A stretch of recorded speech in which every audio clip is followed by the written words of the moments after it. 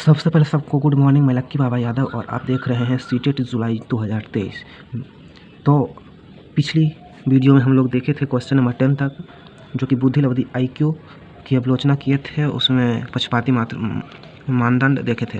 तो हम लोग क्वेश्चन नंबर देखेंगे 11 और क्वेश्चन नंबर 11 में है लेव वाइगोत्स्की के अनुसार भाषा क्या करती है। ए में है चिंतन में बाधक है, बी चिंतन को सुसाधित करती है, ऑप्शन नंबर सी चिंतन को सुसाधित करने में कोई भूमिका नहीं निभाती, और ऑप्शन नंबर डी का चिंतन पर बहुत कम प्रभाव होता है। तो आप लोग कमेंट में जल्दी जल्दी बताएं कि इसका आंसर क्या होगा। लेव वाइगोत्स्की के अनुसार भाषा, इसका सही उत्तर होगा चिंतन को सुसाधित करती है। ऑप्शन नंबर बी इसका राइट आंसर होगा। चलिए क्वेश्चन नंबर 12 की ओर हम लोग बढ़ते हैं। तो क्वेश्चन नंबर 12 देखेंगे कि वैकल्पिक विषयों के चुनाव में लड़कियों के लिए गृह विज्ञान, यहाँ पे लड़कियों के लिए गृह विज्ञान का विषय और लड़कों के लिए शारीरिक शिक्षा के विषय को सीमित कर देने की प्रथा किस पर आधारित है। यहाँ पर ऑप्शन देखेंगे हम लोग जेंडर रूढ़िवादिता, बी में है समावेशी उपागम, ऑप्शन नंबर सी में है जेंडर समानता, और ऑप्शन नंबर डी में है खोजी उपागम। तो आप लोग कमेंट में जल्दी जल्दी आप लोग अपना आंसर बताइए।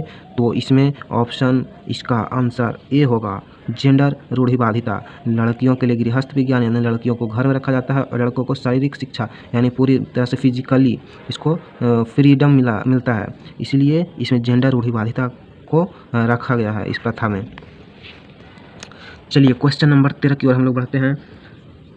तो क्वेश्चन नंबर 13 क्या कहता है, कक्षा में विविधता अध्यापन अधिगम प्रक्रिया में खाली स्थान है, यानी जो कक्षा की जो विविधता है उसमें अधिगम की प्रक्रिया क्या है। तो ऑप्शन नंबर ए है समस्या, ऑप्शन नंबर बी है संसाधन, ऑप्शन नंबर सी है रुकावट, ऑप्शन नंबर डी है बाधा। तो आप लोग कमेंट में जल्दी जल्दी बताएं इसका आंसर क्या होगा।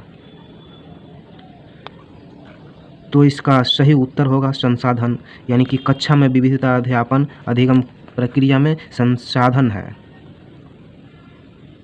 तो हम लोग आगे बढ़ते हैं 14 नंबर क्वेश्चन की ओर। निम्नलिखित में से किस प्रकार का मूल्यांकन विद्यार्थियों के लिए अधिगम का रूप बन जाता है, यानी जो किस प्रकार का मूल्यांकन यानी किस प्रकार का जांच बच्चा के लिए जो अधिगम का जो रूप है वो बन जाता है।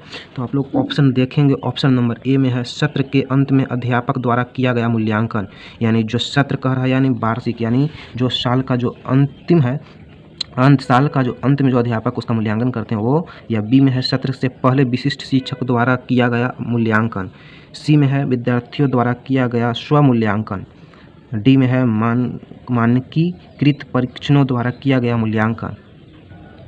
तो इसका सही उत्तर होगा ऑप्शन नंबर सी विद्यार्थियों द्वारा किया गया स्वमूल्यांकन, यानी बच्चा कितना अपने से सीखा है इस पर मूल्यांकन किया जाता है अधिगम का रूप में। ठीक है, तो चलते हैं हम लोग क्वेश्चन नंबर 15 की ओर। अभिकथन ए, यानी अभिकथन जो ए दिया गया है, किसी नए संप्रत्यय को सीखने के समय अध्यापिका द्वारा विद्यार्थियों को सवाल पूछने और अपने संदेहों को स्पष्ट करने के लिए प्रोत्साहित किया जाना चाहिए। तर्क में दिया गया है आर, सवाल पूछना समालोचनात्मक चिंतन के विकास में बाधा पैदा करता है। तो हम लोग देखेंगे, ऑप्शन देखेंगे, सही विकल्प चुनिए, यानी कि ए में दिया गया है ए और आर दोनों सही है, और आर एक की सही व्याख्या करता है। बी में है आर और ए और आर दोनों सही है लेकिन आर ए की व्याख्या नहीं करता है, इसमें नेगेटिव आ गया है। ऑप्शन नंबर सी में है ए सही है लेकिन आर गलत है, यानी ए सही है आर गलत है।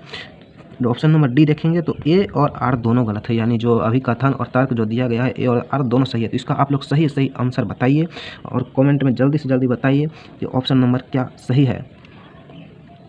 तो इसका सही उत्तर होगा ऑप्शन नंबर सी, ए सही है लेकिन आर गलत है, यानी कि जो अभिकथन जो दिया गया है वो सही है, यानी तर्क जो दिया गया है वो गलत है।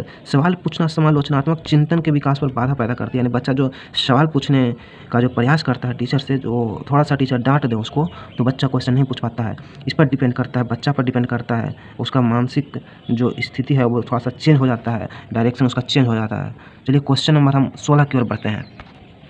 चलिए हमारे सामने क्वेश्चन नंबर 16 आ गया और देखेंगे 16 क्वेश्चन नंबर में वंचित समूहों से संबंधित विद्यार्थियों के सफल समायोजन हेतु निम्न में से क्या बाधा बन जाती है। तो ऑप्शन नंबर ए है सांस्कृतिक और धार्मिक विविधता का समारोह, बी में है उनके सामाजिक समूहों से संबंधित प्रेरणा स्रोतों की अभिस्वीकृति। ऑप्शन नंबर सी है विभिन्न प्रथाओं में अंतरों को प्रकाशित करना और उनमें पदानुक्रमता स्थापित करना। ऑप्शन नंबर डी में है एक साझी राष्ट्रीय अस्मिता मनोगत करना और संबद्धता के भाव को बढ़ावा देना। तो आप लोग इसका आंसर बताइए और इसका सही उत्तर होगा विभिन्न प्रथाओं के अंतरों को प्रकाशित करना, यानी ऑप्शन नंबर सी, और उनमें पदानुक्रमता स्थापित करना। चलिए हम लोग क्वेश्चन नंबर 17 की ओर बढ़ते हैं। तो क्वेश्चन नंबर 17 क्या कहता है देखते हैं। अधिगम कठिनाई महसूस करने वाले, ये में है सभी विद्यार्थी अपनी शैक्षिक विशेषताओं में एक जैसे होते हैं। ऑप्शन नंबर बी में है विद्यार्थियों को विशिष्ट विद्यालय में पढ़ाना चाहिए। ऑप्शन नंबर सी है विद्यार्थी हमेशा अति क्रियाशील होते हैं। ऑप्शन नंबर डी है विद्यार्थी अपनी शैक्षिक सामर्थ्यता और चुनौतियों में अलग अलग हो सकते हैं। तो इसका आंसर आप लोग सही सही बताइए कमेंट में, और इसका सही उत्तर होगा विद्यार्थी अपनी शैक्षिक सामर्थ्य और चुनौतियों में अलग अलग हो सकते हैं, यानी ऑप्शन नंबर हमारा डी सही होगा। तो क्वेश्चन नंबर 18 की ओर बढ़ते हैं। क्वेश्चन नंबर 18 हम लोग को कहता है कि कमतर दृष्टि से जूझते विद्यार्थी, यानी कमतर दृष्टि माने निकट दृष्टि दोष से जूझते विद्यार्थी को सफल समावेशन हेतु यह महत्वपूर्ण है कि ये में है कक्षा में प्रयुक्त सहायक उपकरण मौजूद हो। इन ऑप्शन नंबर बी में है इन विद्यार्थियों का पृथक्करण किया जाए। ऑप्शन नंबर सी है बोर्ड से काफ़ी दूर उनकी सीट स्थिर कर दी जाए।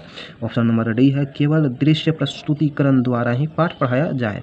तो इसका सही उत्तर होगा कक्षा में प्रयुक्त सहायक उपकरण मौजूद कराया जाए, यानी ऑप्शन नंबर ए हमारा सही है। जो बच्चा को नहीं दिखता है उसके लिए सबसे महत्वपूर्ण ज़रूरी ये चीज़ है, उसके लिए कुछ अलग से उसका जो उपकरण जो आता है उसको वहाँ पे प्रस्तुत किया जाए, रखा जाए, तभी वह बालक देख सकता है, वह समझ सकता है, पढ़ सकता है क्लास में। तो हम लोग क्वेश्चन नंबर 19 की ओर बढ़ते हैं कि अवधान न्यूनता अति क्रियाशील विकार, यानी ADHD, इसका फुल फॉर्म है अवधान न्यूनता अति क्रियाशीलता विकार। इसको याद कर लीजिएगा आप लोग, यह आ सकता है कि इसका फुल फॉर्म क्या होता है। से जूझते विद्यार्थियों के बारे में निम्न में से क्या सही है। तो ऑप्शन है हमारा ए में वे आवेगशीलता के निरंतर स्वरूप दर्शाते हैं। ऑप्शन नंबर बी में है वे काफ़ी देर तक निर्धारित सीट पर बैठ सकते हैं। ऑप्शन नंबर सी है उनमें सभी को सुनने की अति सहनशीलता होती है। ऑप्शन नंबर डी में है वे अपनी क्रियाओं को व्यवस्थित रूप से करते हैं। तो इसका सही उत्तर होगा ऑप्शन नंबर ए, वे आवेगशीलता के निरंतर स्वरूप दर्शाते हैं। चलिए हम लोग क्वेश्चन नंबर 20 की ओर बढ़ते हैं। ये हमारा लास्ट क्वेश्चन रहेगा इस वीडियो का। क्वेश्चन नंबर 20, निम्न में से कौन सी युक्ति प्रतिभाशाली विद्यार्थियों की ज़रूरतों को पूरा करने की एक प्रभावी रणनीति है। यहाँ पे रणनीति दर्शाया गया है। तो हम लोग जानेंगे कि ऑप्शन नंबर ए में क्या है, जानकारी को समझने हेतु अतिरिक्त समय देना। ऑप्शन नंबर बी कहता है कि बहुत आसान और सरल सवाल पूछना। ऑप्शन नंबर सी है स्वचयनित उच्च क्रम चिंतन कार्य सौंपना। ऑप्शन नंबर डी है उनसे सफलता की निम्न उम्मीद रखना। तो इसका सही उत्तर होगा स्वचयनित उच्च क्रम चिंतन कार्य सौंपना, यानी ऑप्शन नंबर सी मेरा सही उत्तर होगा। तो आप लोग वीडियो को ज़्यादा से ज़्यादा शेयर करें ताकि और भी स्टूडेंट हमारे इस चैनल से जुड़ सकें। तो ठीक है, अगला वीडियो में हम लोग 21 से लेकर 30 तक क्वेश्चन सेट हम लोग बनाएंगे। तब तक के लिए आप सबको धन्यवाद।